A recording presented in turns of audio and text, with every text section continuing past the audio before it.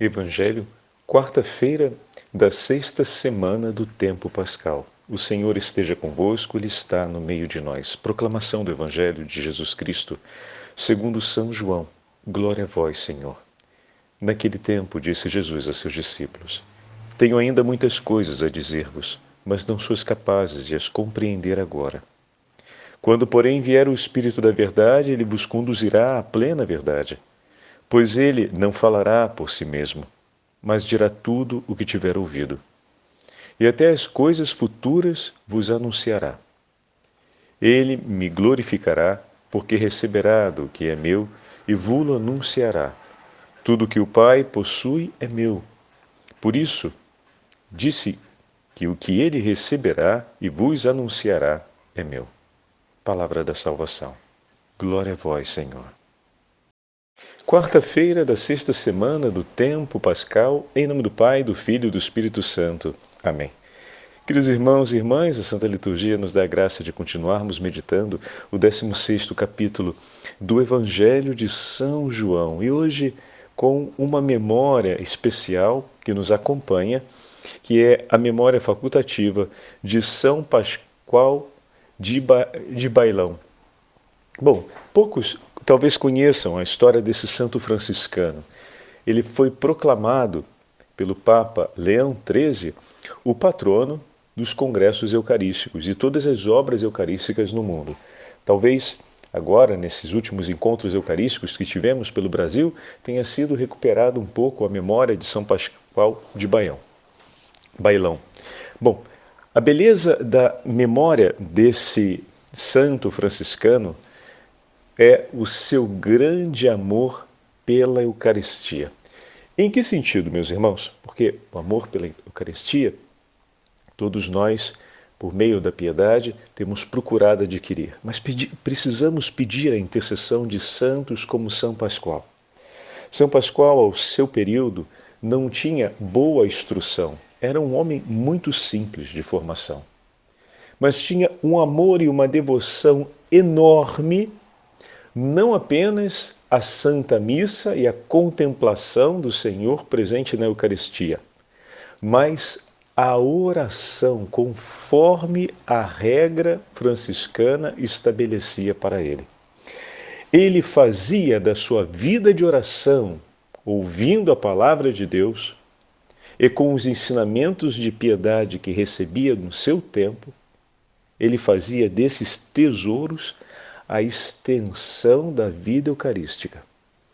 De maneira que, meditando a palavra de Deus e rezando conforme lhe era ensinado, porque não podemos esquecer que estamos no 1500, ainda não tem aqui o boom da imprensa.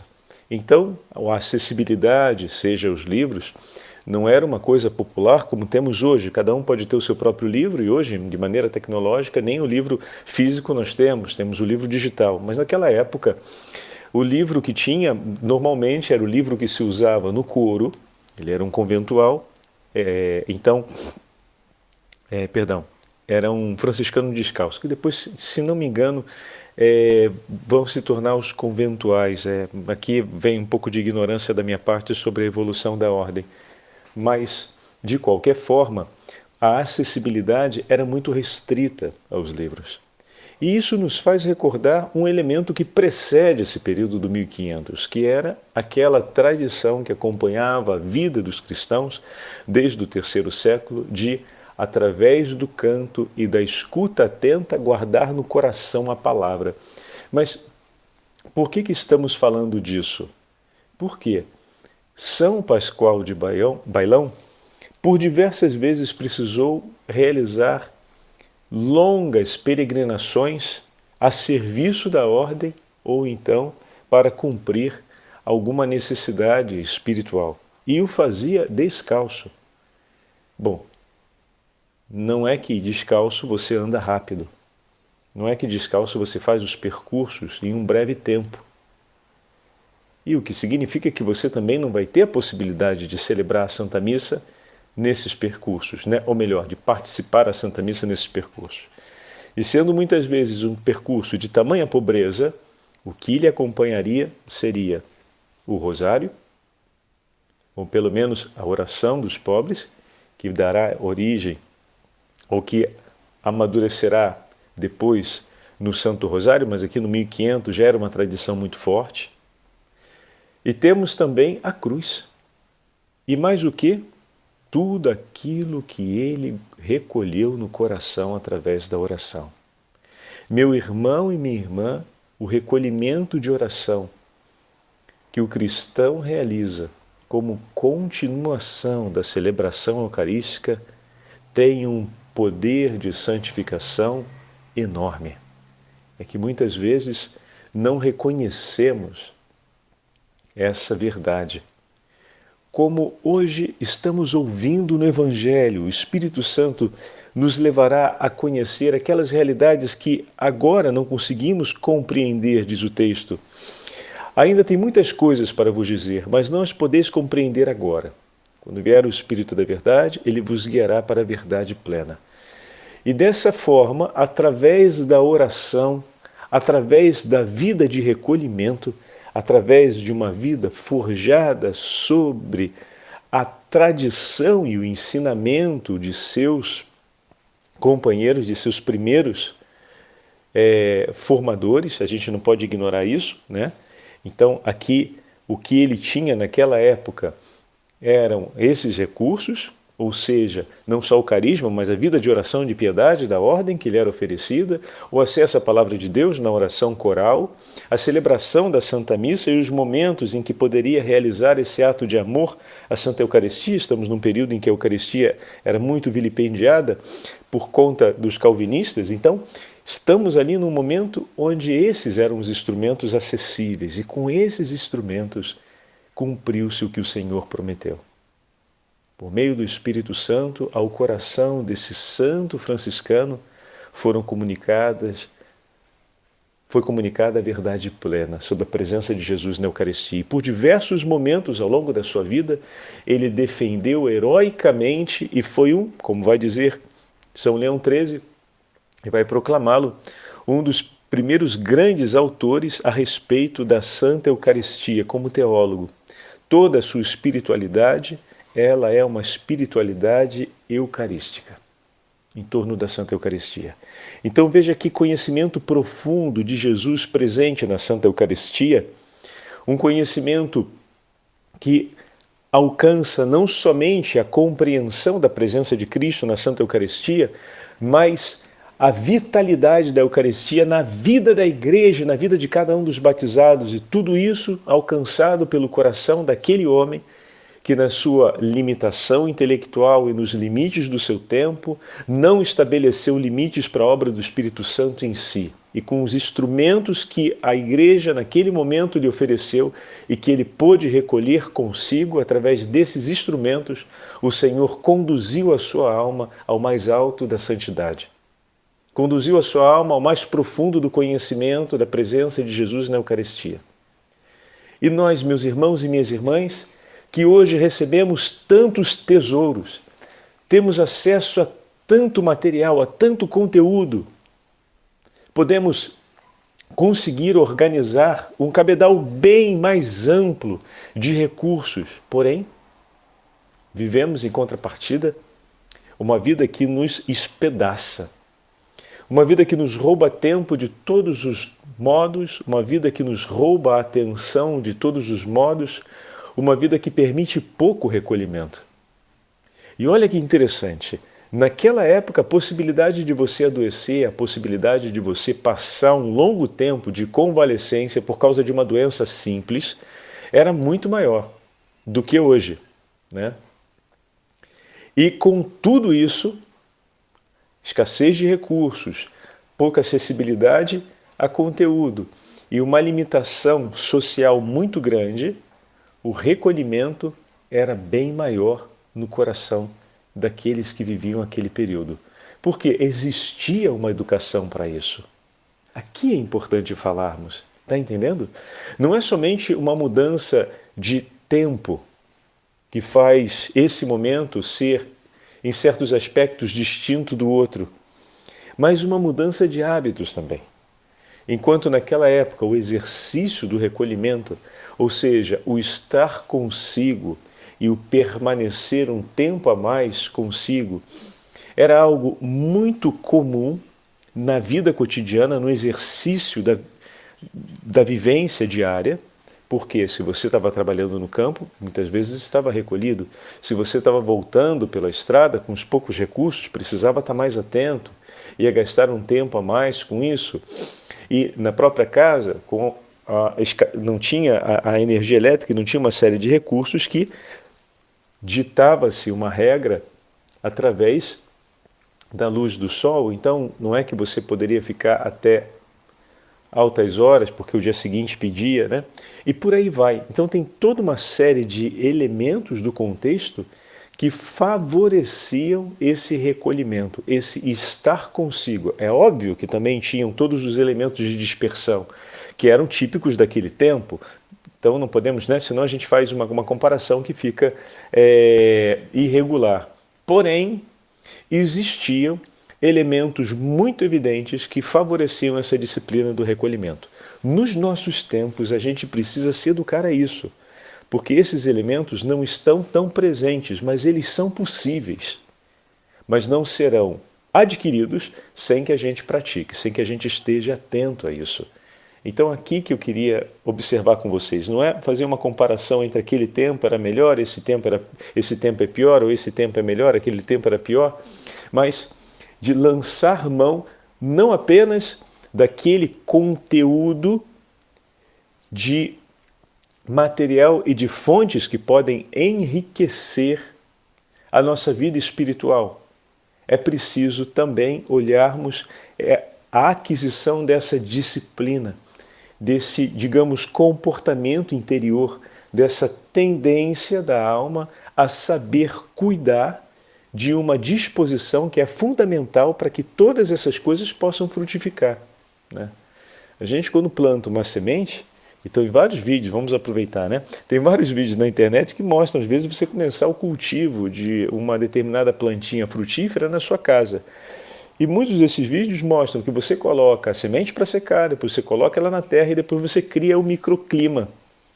Você bota um saquinho para manter a umidade e o movimento do ar mais concentrado sobre a plantinha, bota perto da luz do sol, de maneira que o aquecimento faça um efeito de estufa sobre aquela terra para mantê-la sempre úmida e o ambiente sempre aquecido, porque aquela semente precisa dessa força, desse vigor para crescer.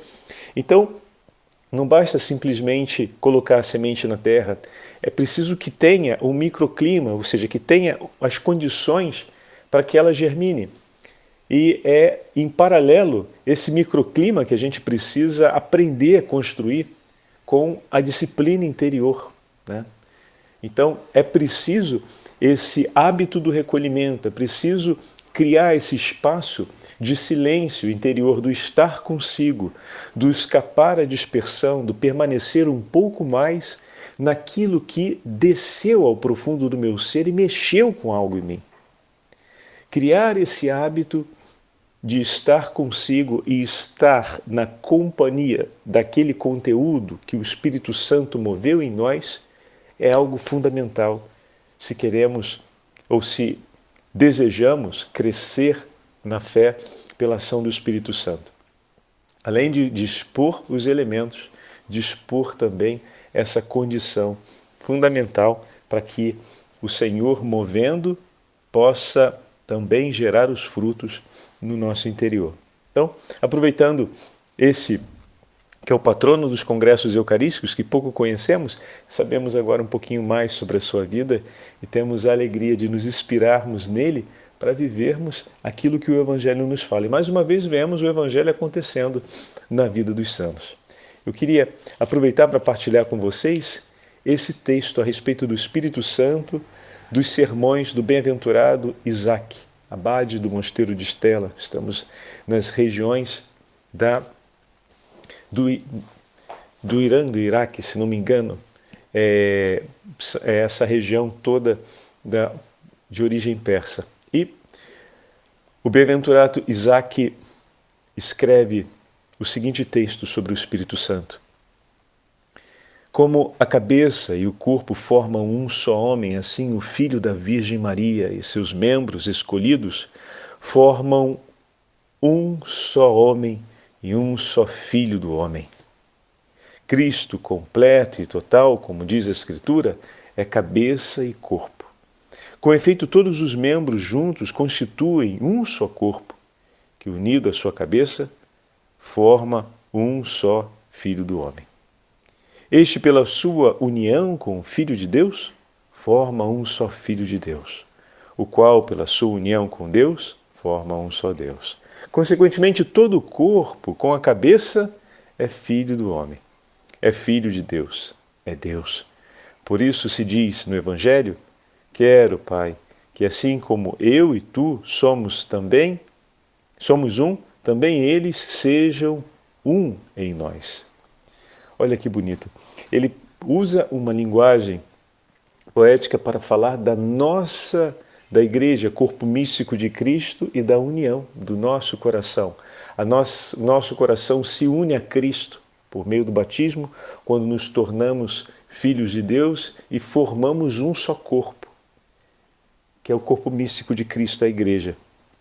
Vemos que, segundo esse famoso texto da Escritura, não existe um corpo sem cabeça, nem uma cabeça sem corpo, nem Cristo total, cabeça e corpo, sem Deus. Tudo isso, portanto, pela sua união com Deus, é um só Deus. O Filho de Deus, porém, está unido com Deus por natureza. O Filho do homem está unido com o Filho de Deus numa só pessoa. Por sua vez, os membros do seu corpo estão unidos com ele sacramentalmente. E aqui ele defende o mistério da encarnação, né? O Filho de Deus, gerado, não criado, consubstancial ao Pai, e a comunhão nossa com ele. Por conseguinte, os membros fiéis e espirituais de Cristo podem afirmar de si, com toda certeza, aquilo que ele é, até mesmo Filho de Deus e Deus. Mas o que ele é por natureza, os membros são por participação. O que ele é em plenitude, os membros são parcialmente. O que o Filho de Deus é por geração, os membros são por adoção em seu sangue. Como está escrito: recebestes um espírito de filhos adotivos, através do qual clamamos Abá, ó Pai. É este Espírito.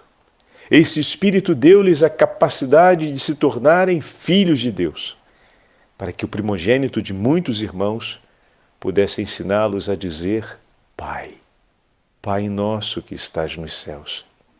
Em outro momento disse ainda a eles: subo para junto do meu Pai e vosso Pai. Pelo Espírito Santo, o Filho do homem nasceu da Virgem Maria como nossa cabeça. Pelo mesmo Espírito, nós também renascemos na fonte batismal como filhos de Deus e membros do seu corpo santo. E assim como ele nasceu livre do pecado, também nós, nele, renascemos pela remissão de nossos pecados. É lindíssimo, né? Assim como na cruz ele tomou sobre seu corpo de carne os pecados de todo o corpo, do mesmo modo, pela graça da regeneração no batismo, concedeu ao seu corpo espiritual, a cada um de nós que nele renascemos, que não lhe fosse atribuído nenhum pecado, como está escrito: feliz o homem a quem o Senhor não lhe acusa de pecado. Este homem feliz é, sem a menor dúvida, Cristo.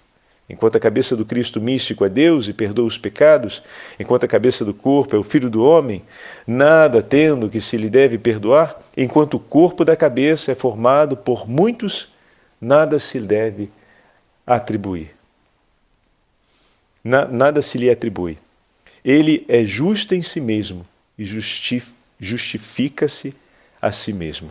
Ele próprio é redentor e redimido. Tomou sobre seu corpo na cruz os pecados daquele corpo que ele purifica por meio da água do batismo. Olha que lindo! E continua salvando pela cruz e pela água tantos quantos estão nas cadeias da morte. Ele é ao mesmo tempo o sacerdote e a vítima do sacrifício. Ele é Deus, que oferecendo-se a si mesmo, por si reconciliou consigo mesmo, com o Pai e com o Espírito Santo, todos aqueles que antes estavam separados pelo pecado. O Senhor esteja convosco.